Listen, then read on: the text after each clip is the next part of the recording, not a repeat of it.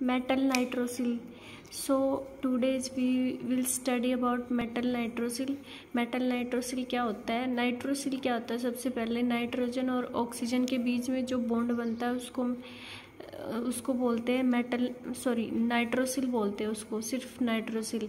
And metal nitrosyl क्या होता है? Nitrosyl is a ligand which behave similar to carbonyl. Carbonyl क्या होता है? कार्बन और ऑक्सीजन के बीच में जो बॉन्ड बनता है उससे जो कंपाउंड बनता है उसको कार्बोनिल बोलते हैं। CO को कार्बोनिल बोलते हैं। It can stabilise metal in lower oxidation state. जो NO ग्रुप होता है ये मेटल है, ये NO है, ये नाइट्रोसिल है और ये मेटल नाइट्रोसिल। तो इन दोनों के बीच में जो बॉन्ड बनता है उसको बोलते हैं मेटल नाइट्रोसिल और ये लीगेंड है, अनदर लीगेंड। तो जो NO ग्रुप होता है वो लोअर ऑक्सीडेशन स्टेट में प्रेजेंट होता है, जो कि ज़्यादा स्टेबल बनाता है इस पूरे कॉम्प्लेक्स को। जनरल फॉर्मूला क्या होता है? LNMNO। M यहाँ पे मेटल है। NO have two kinds of structure. NO की दो स्ट्रक्चर होती है, लीनियर एंड बेंट। लीनियर में NO जो होता है वो 3 इलेक्ट्रॉन डोनर होता है और जो बेंट में NO होता है वो 1 इलेक्ट्रॉन डोनर होता है। NO क्या होता है? एक ओड इलेक्ट्रॉन मॉलिक्यूल होता है, मीन्स इसमें odd number of electrons present होते हैं। जैसे कि यहाँ पे 2 lone pair of electron, 1 free electron और 4 ऑक्सीजन पे इलेक्ट्रॉन्स है। 2 लोन पेयर ऑक्सीजन पे, 1 लोन पेयर नाइट्रोजन पे, 1 इलेक्ट्रॉन। तो 2 and 3, 2 + 2 4, 4 and 3 7, तो 7 ओड इलेक्ट्रॉन्स हो गए इसमें। नेक्स्ट है बॉन्डिंग इन नाइट्रोसिल। तो नाइट्रोसिल में बॉन्डिंग कैसे होगी मेटल और नाइट्रोसिल के बीच में? सबसे पहले जो नाइट्रोजन मेटल है उसके पास एक फ्री इलेक्ट्रॉन प्रेजेंट है, एक नाइट्रोसिल ग्रुप के पास फ्री इलेक्ट्रॉन प्रेजेंट है। तो नाइट्रोजन अपना एक इलेक्ट्रॉन किसको दे देगा? मेटल को डोनेट कर देगा और फॉर्मेशन किसकी होगी? सिग्मा बॉन्ड की। देन अगेन जो लोन पेयर है नाइट्रोजन के पास वो मेटल को डोनेट करेगा, फॉर्मेशन किसकी होगी? पाई बॉन्ड की। तो इसमें पाई बॉन्ड की फॉर्मेशन, पहले जो मेटल और नाइट्रोजन के बीच में जो सिग्मा बॉन्ड बनेगा वो किससे बनेगा? एक मेटल के इलेक्ट्रॉन से और एक नाइट्रोजन के इलेक्ट्रॉन से। जो नेक्स्ट जो पाई बॉन्ड बनेगा वो बनेगा जो नाइट्रोजन के पास जो लोन पेयर है वो इस मेटल को डोनेट कर देगा और इनके बीच में पाई बॉन्ड की फॉर्मेशन होगी।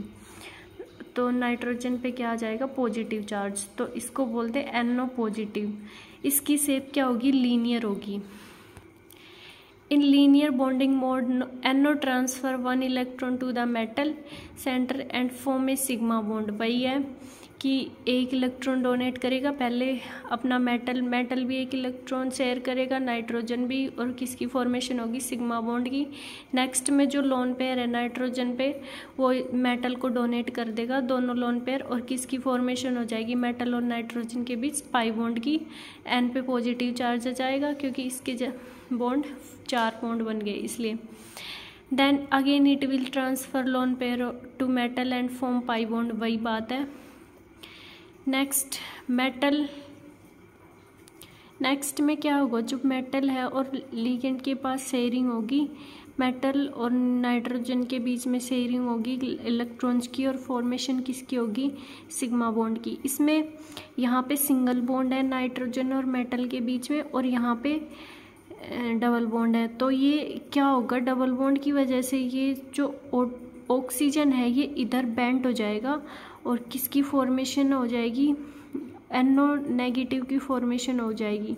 ये 124 डिग्री टू 130 डिग्री बेंट हो जाएगा, इसलिए इसको बेंट शेप बोलते हैं।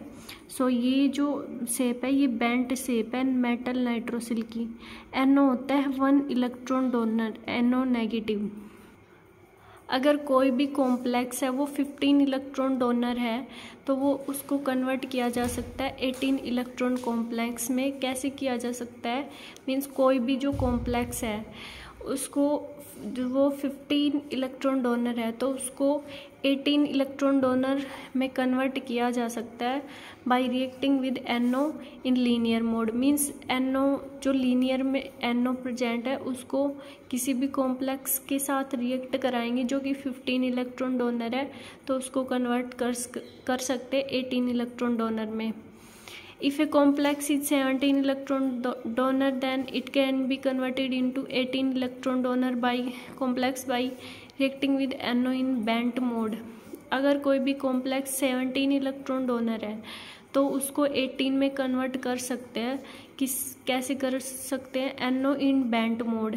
यहाँ पे NO लीनियर मोड में था और यहाँ पे NO बेंट मोड में था, क्योंकि बेंट मोड में जो लीनियर मोड में जो NO होता है वो 3 इलेक्ट्रॉन डोनर होता है, और जो इसमें जो NO बेंट मोड में जो NO होता है वो 1 इलेक्ट्रॉन डोनर होता है। तो 17 इलेक्ट्रॉन तो पहले से ही है उसके पास, तो 1 इलेक्ट्रॉन NO नेगेटिव डोनेट करेगा तो 18 इलेक्ट्रॉन हो जाएगा कॉम्प्लेक्स। इसमें क्या है, बेंट मोड में जो लीनियर मोड में जो NO प्रेजेंट होता है उसके पास कितने इलेक्ट्रॉन होते हैं? 3 इलेक्ट्रॉन डोनर होता है, वो 15 इलेक्ट्रॉन कॉम्प्लेक्स के पास पहले से है। 15 + 3 18 इलेक्ट्रॉन कॉम्प्लेक्स हो जाएगा। नेक्स्ट है molecular orbital diagram of NOCO-CN।